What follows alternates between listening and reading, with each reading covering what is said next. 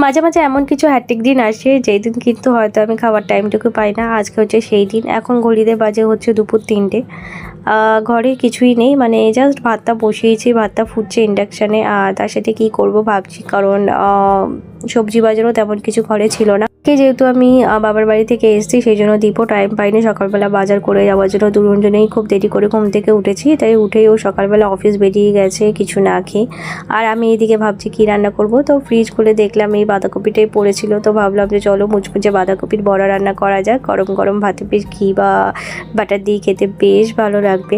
আমি যেহেতু মেয়ে সমস্ত কিছু একা হাতেই সামলাই, আর তাই জন্য মাঝে মাঝে বলতে পারো সপ্তাহে ৭ দিনের মধ্যে ৫টা দিনই আমার এরকমভাবেই কাটে যে কী দিয়ে খাবো, কী খাবো, সকাল থেকে ভাবতে দিন কেটে যায়।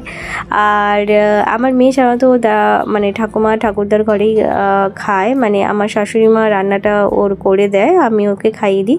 আর আমাদেরটা আমরা নিজেরাই করি, মানে আমার আর আমার হাজব্যান্ডেরটা। আর এই বলতে দীপও আজকে চলে এসেছিলো, তো ও বললো যে চলো ঠিক আছে, আর যখন কিছু